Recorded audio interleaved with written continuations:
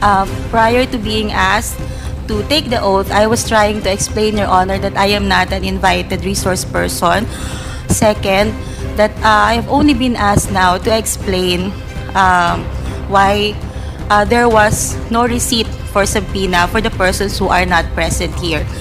That is what I am trying to say, Your Honor. So, Mr. Chair, first, I move that we strike out all, on record, all the statements being made by the good attorney. Seconded. There's a motion raised by Congressman Paduano, duly seconded. Is there any objection? Hearing none, the motion is carried. And second, Mr. Chairman, I move that we excuse the good lady attorney in this room. Ito na nga, Chief of Legal Affairs ng OVP, matapang na hinarap ang mga buwayang nagtatapang-tapangan sa loob ng kamera. Pero bago ang lahat, maaari kayong mag-subscribe para maging updated sa mga issue at bagong mga balita. Hindi nga umubra ang mga buwaya sa loob ng kanilang lungga nang hindi sila sundin ng Chief of Legal Affairs ng Office of the Vice President na si Attorney Emily Torrentina. Labis nga ang inis ng mga kongresista at pinalabas nga ng mga bastos na ito si Attorney Torrentina. Narito ang buong detalye. It was certain Attorney Emily Torrentina from the Legislative Affairs Division of the OVP. Mr. Chairman, can we invite that person as well? And for us to find out why she... Babae ba siya? Oh, ma'am, andito po pala kayo. Why did you refuse to accept the... Your Honor, oath has not been administered. Thank you, Your Honor. Mr. Chairman, can we administer the oath of those first time that attended this hearing? Mr. Chair, Ipautan natin silang lahat. Comsec, pwede po ba paki-out na lahat sabay-sabay? Thank you, Your Honors. To all the resource persons, including Attorney Emily Torrentina, please stand up, including Attorney Emily Torrentina. But since you are willing to testify, Your Honor, and give your statements, Your Honor, it was requested that she will be giving her oath as well, Your Honor. Your Honor, if I may, respectfully, Please administer the oath first. Please raise your right hand. Do you swear to tell the truth, the whole truth, and nothing but the truth in this inquiry, Your Honor? I do. The oath has been administered for the resource persons, Ms. Rabago, Mr. Tenido, Attorney Sanchez, and Ms. Villa del Rey. However, Attorney Emily Torrentina refuses to take her oath, Your Honors.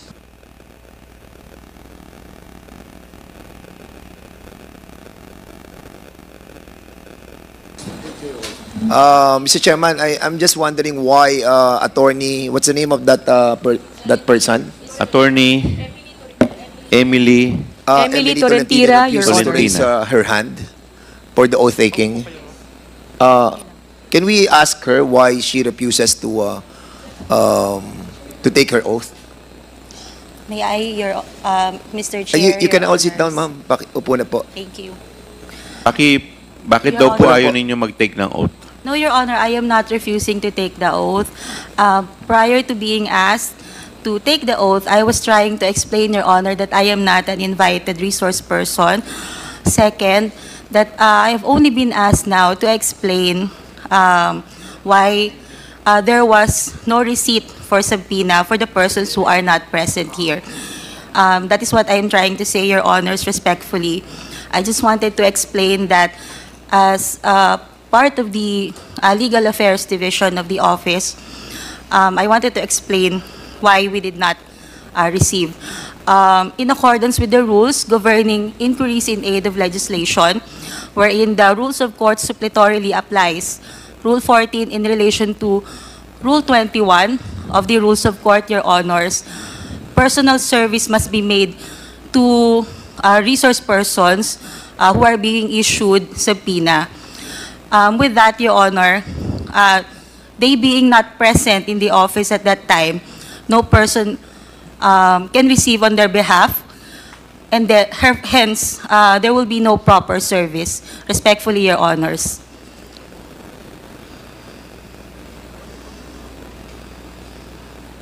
Well, we accept that that guidelines, no, that you mentioned a while ago. But you all know that this is an in aid of legislation. And the reason why we are trying to course this invitation to the Office of the President, we discussed this lengthily already. And the testimony of Attorney Lopez is so important to us. And also si Pajarda. And I think, Mr. Chairman, with this kind of explanation that being manifested by Attorney Tolentino, as much as we accept that that premise of her, but somehow we are all guided with moral decency, no? That somehow, sana Mr. Chairman. naman, umattend naman po sila dito, kahit na sabihin po natin that, yun nga po, ito po yung sinasabi nung inyong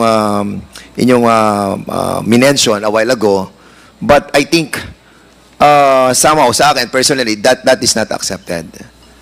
And isang tanong lang, attorney, have somebody told you not to accept all those invitations? No, Your Honor. It was a... So it's- it is in accordance with the rules, Your So Honor. it's your own Attorney, volition. we will recognize you later because hindi po kayo nag-take ng oath. Okay na Mr. po. Chairman. You've already said your piece. Thank Mr. you, Your Chairman. Honor. Congressman May I Paduano, ask you're the good recognized. attorney, what is your role in this? You are not invited, but you are present at today's hearing, and you never take your oath. As Why? legal counsel. What is your presence? Mr. Chair, Your Honor, I am the Chief of Legal Affairs of the Office of the Vice President. So, I am here to represent the institution, Your Honor. so you are here to represent the institution. You should, before talking, you should take your oath. Because that is on record. You're a lawyer. You know that. You cannot speak until you take your oath. That's the rule, internal rules of this House and this committee. You cannot speak unless you take your oath. Or else, I will move to excuse you in this room. Your Honor, if I may, Um, Mr. Chair. Point of order, Mr. Chair. Mr. Chair, What is your point of order? yeah, I take the position of Congressman Paduano. I really don't know why she's here. Has she forwarded any explanation written as to her attendance? Hindi, Mr. Comsec. Chairman, No, Mr. Chairman, Mr. Chairman. Mr. Chairman, a while ago, she was trying to tell us that she is the representative of the Office of the Vice President. And if you are the representative of the Vice President, you have this reason to take your oath as well. No, but yeah. But other than that, Mr. Chair, before we can even proceed to asking her to take her oath, has she communicated officially to the committee that she is indeed representing the Office of the Vice President? Is there any letter that whereby Attorney Tolentino is given authority to represent the Office of the Vice President, Comsec? None, Your Honor. Did you submit your authority? If I may, Your Honor, respectfully. Yes, please. Mr. Chair, can we just call for a 5-minute suspension? Kausapin muna natin kung ano ba talaga kasi 5-minute suspension Mr. declared by the chair. Mr. Chairman,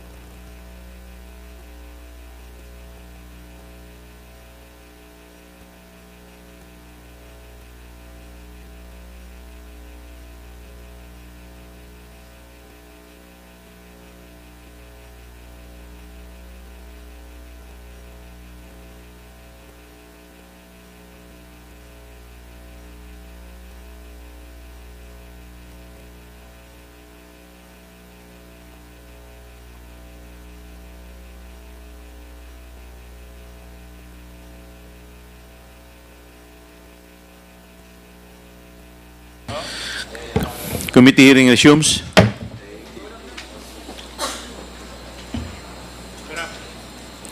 Congressman Paduano.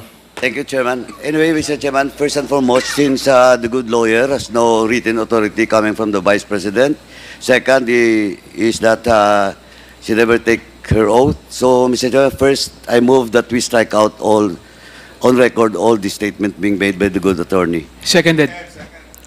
There's a motion raised by Congressman Paduano, duly seconded. Is there any objection? Hearing none, the motion is carried. And second, Mr. Chairman, I move that we excuse the good lady attorney in this room and to request the SAA to escort the good attorney outside of this room. So move, Mr. Chairman. Seconded.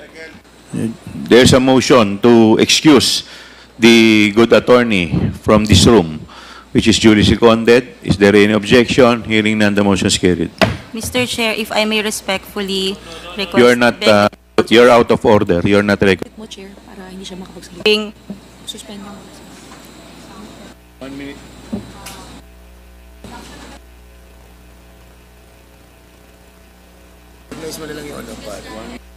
Suspend ko na lang. Your Honor, 1 minute suspension.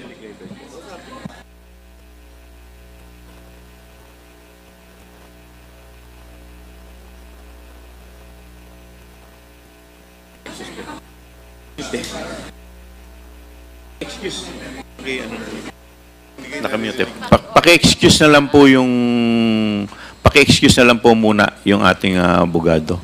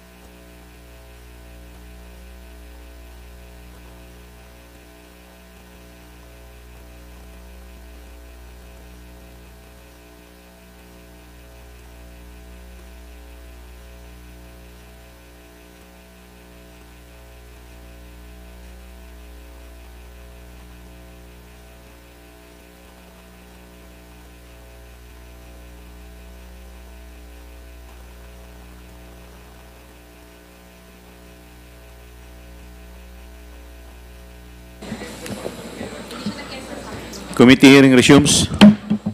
Mr. Chairman, Congressman J.J. Suarez, you're recognized. yeah. Mr. Chair, gusto ko lang po ilagay sa tamang perspective yung dahilan kung bakit po pina-excuse po natin yung isang individual na dumalo sa ating hearing. Baka po kasi magkaroon ng misunderstanding why she was excused from our hearing. Number one, she was not invited to attend today's hearing. Number two, she did not take her oath. So we don't even know the personalities and the circumstances to why she is here. And no communication was forwarded to the committee as to her attendance. For all we know, she can be somebody posing for somebody, and the committee cannot act on mere presentation without proper representation to the said committee, Mr. Chair. So para lang po maunawaan ng lahat kung bakit po natin pinakiusapan na ma-excuse yung isang individual na nagpakilala na Attorney Tolentino. Yun lang po, Mr. Chair. Thank you. Wala na po bang sasalita? Recognition na lang sa members. Comsec? Chairman, permission to excuse. Chairman, permission to excuse. Yes, this, Congressman Paduano, your Without excuse. vote. Thank you. Comsec? Your Honor, may we recognize Honorable Joseph Jojo Lara from the 3rd District of Cagayan and Deputy Majority Leader Honorable Frances Pumarin from the 3rd District of Quezon City. Thank you, Your Honor. Thank you. We will now proceed to the... I will recognize you later, but we will proceed to the item in our agenda. Good morning. Once again, we are here today in the 5th hearing of the House Blue Ribbon Committee for the continuation of the deliberations on the following matters. Number 1, privilege speech number 379 of Congressman Rolando Valeriano on September 3, 2024 on asserting the power of the purse of Congress. And 2, the motu proprio inquiry on the manifestation of Representative Jingy Luistro during the budget hearing of the Department of Education before the House Committee of Appropriation on September 2, 2024. Our ongoing inquiry was propelled by Representative Valeriano's demand to look into the Vice President's non-transparency and refusal to answer questions by the legislative on her utilization of public funds entrusted to her office, and the observation manifested by Representative Luistro concerning issues plaguing DepEd's budget utilization. Unfortunately, in the past 4 hearings of the Blue Ribbon Committee, all of the public officials involved in the utilization of public funds in the OVP, including confidential funds that were granted to it in 2022 and 2023, have not graced us with their presence. Nevertheless, we have diligently inquired into and examined available documents from the COA, DBM, and other government agencies in our past 4 hearings, and we are fortunate that other public officials from DepEd, COA, DBM, BTR, and even the AFP have provided valuable assistance as resource persons in our investigation to help us piece together and verify how public funds have been used in the DepEd and the OVP. Ngunit marami pa po tayong katanungan ukol sa pinagamitan ng ating public funds. Ang mga dokumentong nakalap natin ay hindi pa lubusang naipaliwanag. Halimbawa, kapansin-pansin na sa mga liquidation report ng confidential funds ng OVP ay pinalalabas rito na may confidential funds na napunta umano sa provision of medical and food aid bilang rewards. Nahigit o iba pa sa mga nire-report na medical at food aid ng OVP ng DepEd na may ginamit na confidential fund ng DepEd na may ginamit na confidential fund sa mga youth leadership summits na kanilang regular na isinasagawa. What we needed were answers from the Office of the Vice President and those persons who were themselves involved in the utilization of public funds, particularly the confidential funds of the OVP and DepEd. Makilang beses nilang iginigiit na nakasaad na ang kanilang mga paliwanag sa mga dokumenteng isinumite na nila sa COA. Ngunit sa ating mga nakita sa pagdinig na ito, hindi sapat na nagsumite lamang sila ng mga dokumento sa COA. Lalong-lalo na kapag ang mga dokumentong ito mismo ang kino-question or hinahanapan ng paliwanag. There are questions that the documents themselves can't answer. This is why we need the presence of these officials. Sila lang po makakasagot sa mga katanungan natin. Nais nating maging patas. Napakaraming pagkakataon na ang binibigay sa OVP, more than sufficient opportunity, ika nga. Ngunit hindi naman napapalampas ang anumang pagharang sa lehislatura na alamin kung saan ginastos ang pondo ng bayan. Sa panglimang pagkakataon ay pinatawag po natin uli ang mga concerned officials ng OVP, pati ang Special Disbursing Officer ng DepEd na si Edward Fajarda upang magbigay linaw sa mga dokumentong nakalap ng ating investigasyon. Sa araw na ito, hindi po muna tayo nag-iimbita ng ibang resource person at nang mabigyan natin ng sapat na oras ang lahat ng mga katanungan sa mga pinatawag natin ng mga officials ng OVP. At magkaroon din sila ng sapat na oras para sumagot sa ating mga katanungan. Maraming salamat po.